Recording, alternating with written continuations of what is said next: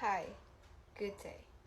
Today, we will be elaborating to you the transformative contributions of the two presidents that we've chosen. First one is we have Rodrigo Roa Duterte, and the second one is we have Ferdinand Marcos Sr. First president that I will elaborate to you his contributions is Rodrigo Roa Duterte. Who is Rodrigo Roa Duterte? He is the 16th President of the Philippines, served from 2016 to 2022, leaving a significant impact on the nation's political, economic, and social landscape. Known for his bold and controversial leadership style, Duterte implemented various reforms and initiatives aimed at addressing issues such as crime, corruption, and poverty. This report explores his contributions to the Philippines, analyzing both his achievements and the challenges faced during his presidency. Now, let's dive in with his contributions to our country, which is the Philippines, starting with the infrastructure. Build program in 2016-2022, which focuses on the nationwide infrastructure, resulting in over 29,000 kilometers of roads, 5,950 bridges, 150 and 149 classrooms, and 497 kilometers of bike lanes. Along also with this is the rail expansion projects. It is initiated and progressed multiple railway projects such as the Metro Manila Subway, North-South Commuter Railway, and Mindanao Railway, aiming to improve urban transportation. Also, he is the one who made the Clark International Airport's terminal in 2021. It was developed as a modern facility, nominated for architectural awards. Next one is we have the health and social services in COVID-19 response. He established COVID-19 PCR labs across the country, initiated the national vaccination program, and expanded healthcare resources with the Universal Healthcare Law of 2019. He also have and made a contribution for free Wi-Fi program, launched free Wi-Fi for all in public spaces nationwide to enhance digital access. Another one also is we have the economic reform tax reform. Passed the tax reform for acceleration and inclusion, or the TRAIN Act, and corporate recovery and tax incentives for enterprises, or CREATE law, aimed at increasing revenue and boosting economic recovery. Another infrastructure he made also is the highest credit ratings. Maintained the highest credit ratings for the Philippines, which helped secure emergency funds during the pandemic. Another one is we have the Defense and Security AFP modernization through the Bases Conversion and Development Authority, or the BCDA, which allocated 24.3 billion pesos to modernize the armed force of the Philippines. And also, in anti-drug campaign, he implemented the controversial drug anti-campaign to address the drug-related issues, though it received both local and international criticisms. One also of his contributions to the environmental and social programs in the Philippines is we have the Boracay Rehabilitation in 2018. It made him close Boracay Island for 6 months to address environmental damage, later reopening with stricter environmental standards, which also creates a positive impact to the one of the most famous tourism in the Philippines. Next is we have the Bangsamoro Organic Law, or the BOL, in 2018 also. It was established the Bangsamoro Autonomous Region in Muslim Mindanao, granting in greater autonomy in addressing decades of conflict in the region. Next one is we have for the agricultural and food security. We have the Rice Tariffication Law in 2019.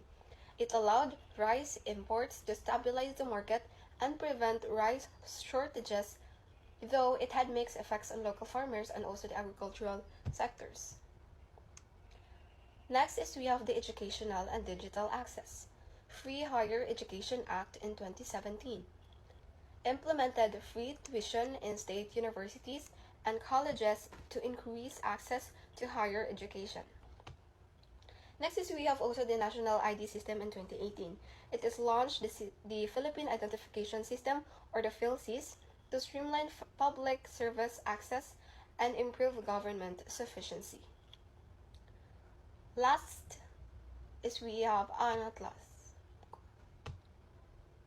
Last of his contributions is the war on drugs. Of course, it is Duterte's anti-drug campaign, known as the Tokhang, aimed to significantly reduce drug-related crimes and illegal activities, although it faced both local support and also international scrutiny.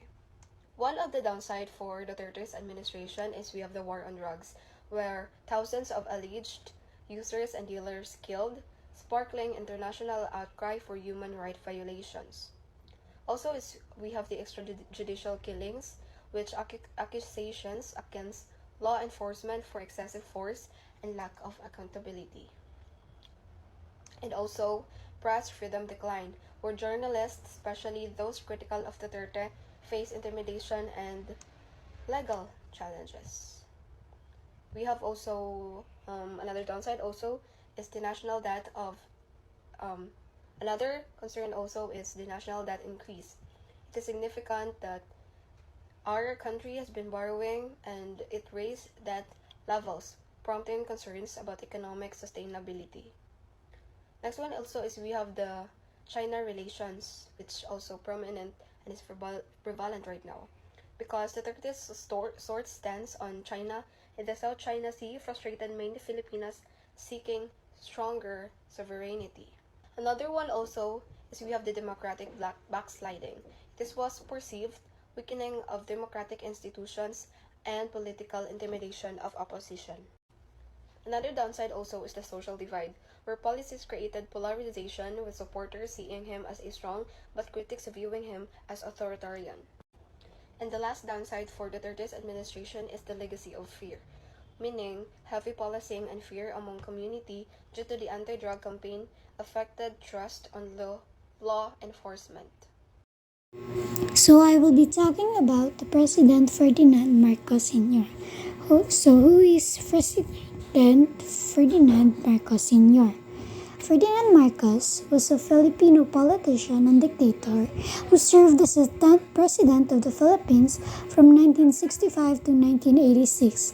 His presidency is remembered for both its early achievements and its later descent into the authoritarianism, corruption, and human rights abuses.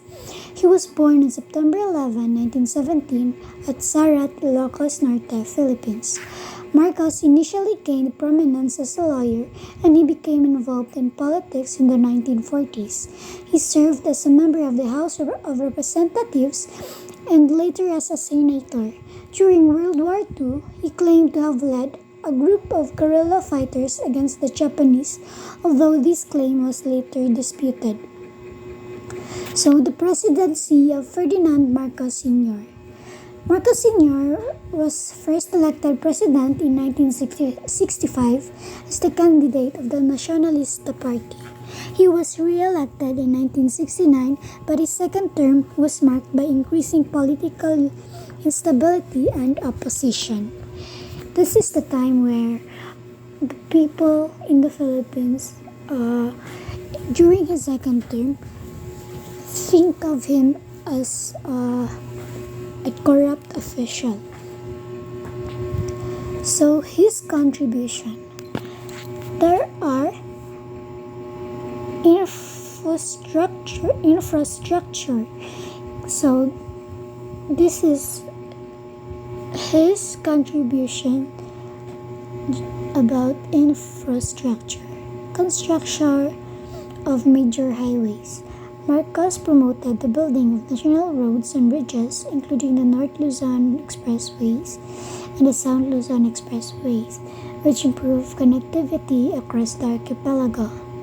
Second, development of irrigation systems. His administration implemented irrigation projects, especially in agricultural areas, which aimed to boost food production and support rural development. Third one is new government buildings. the construction of new government buildings and facilities such as the Cultural Center of the Philippines, the Philippine International Convention Center, and the Philippine Heart Center. The fourth one is the longest bridge in the Philippines, which is the San Juanico Bridge. It is linking the islands of Samar and Leyte and was built under his administration and remains an important piece of infrastructure. So, the agrarian reform. Marcos attempted to address the long-standing issue of land reform in the Philippines with a comprehensive agrarian reform program, or CARP, launched in 1972.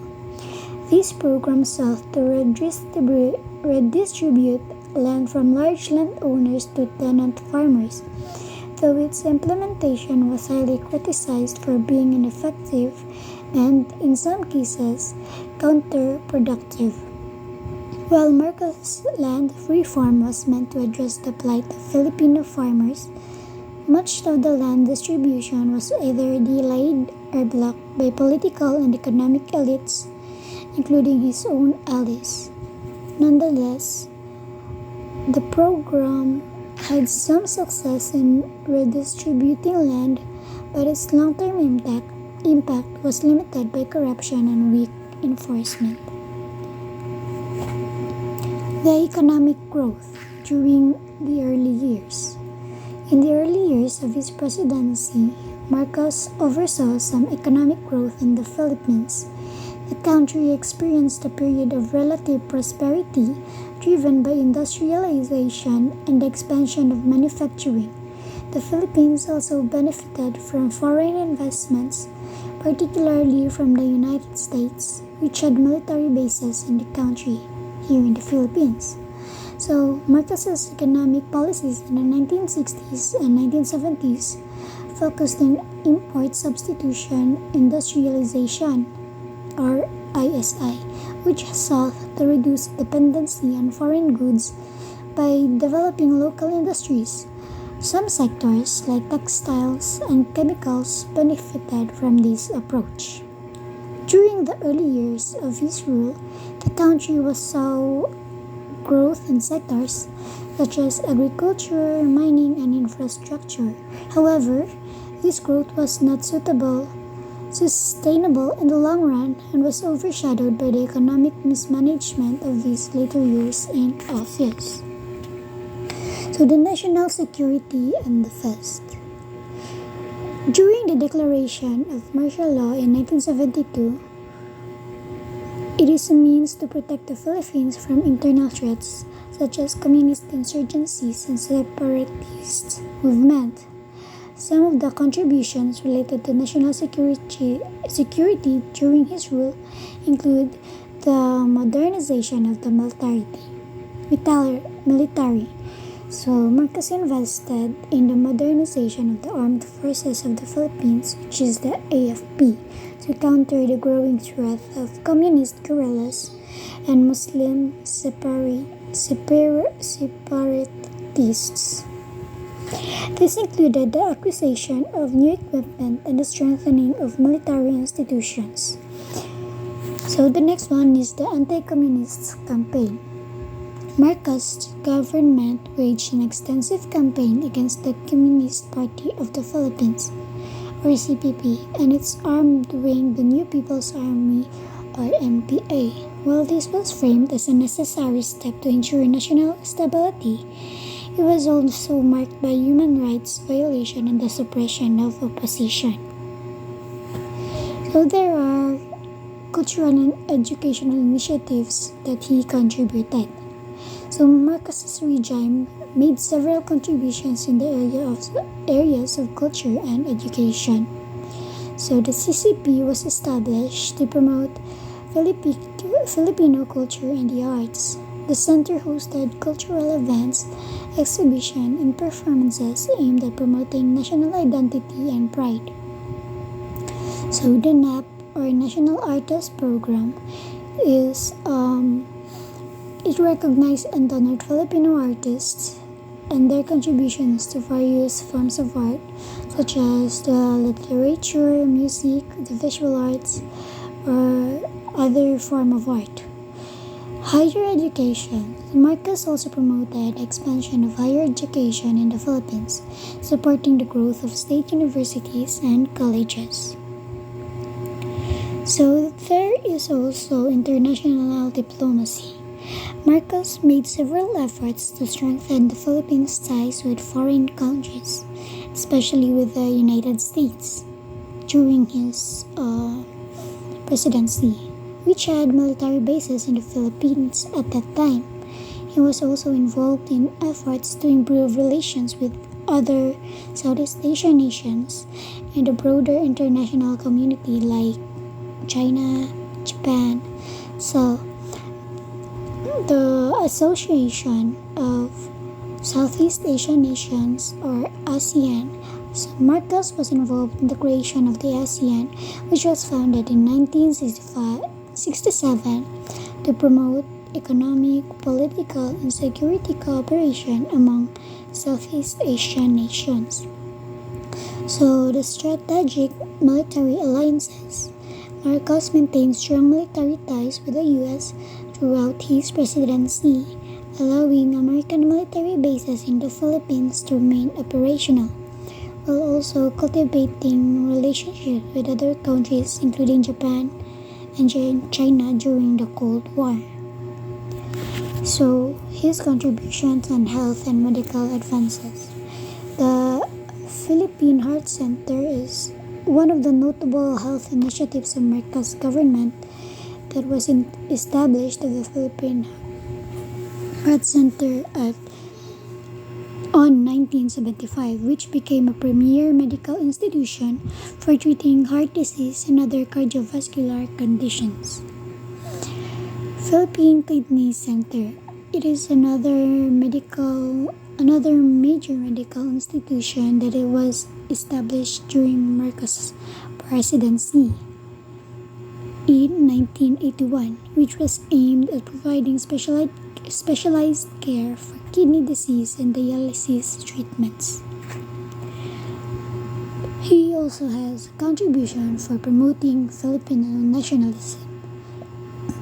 Marcos also sought to promote Filipino nationalism both at home and abroad through a variety of initiatives that emphasized the importance of Filipino identity. This included projects that celebrated Filipino history, culture, and pride. So, during the presidency of Ferdinand Marcos, the martial law was implemented during 1972 to 1981. Marcos declared martial law on 1972, citing the need to suppress communist insurgencies and maintain order. This allowed him to rule by decree, dissolve the existing constitution, and silence political opposition. Martial law remained in effect for almost 9 years, during which time Marcos consolidated his power, censored the press, and arrested thousands of political opponents, including prominent activists, journalists, and military figures. During his presidency too, there is corruption and wealth. We all know that Marcos and his wife, Imelda Marcos, were known for their extravagant lifestyle and amassed enormous wealth during his time in power.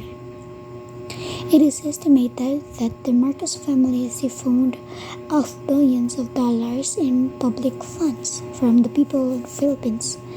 The couple's opulence, particularly Imelda's infamous collection of shoes, became a symbol of their excess. So there is also the human rights violations.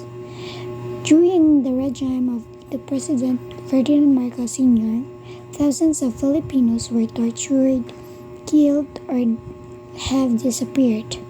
The regime was accused of gross human rights violations, including political killings, enforced disappearance, and arbitrary imprisonment. So the downfall of Ferdinand Marcos. Just what I have mentioned earlier, during the president of Ferdinand Marcos, the martial law, the corruption and wealth, and the human rights violation. This is the continuation of his downfall. So while Marcos' rule began to unravel in the early 1980s due to a combination of domestic unrest, economic decline, and growing international pressure, the assassination of opposition leader Benigno Aquino Jr. in 1983 triggered widespread protests. Marcos' grip on power was further weakened by an economic crisis and his declining health. So, in 1986, Marcos called for a snap presidential election, which was widely believed to be rigged in his favor. The opposition, led by Corazon Aquino, the widow of Benigno Aquino, contested the results. This led to the People Power Revolution in February 1986 and a peaceful uprising that forced Marcos and his family to flee the country. So that's all. Thank you for listening.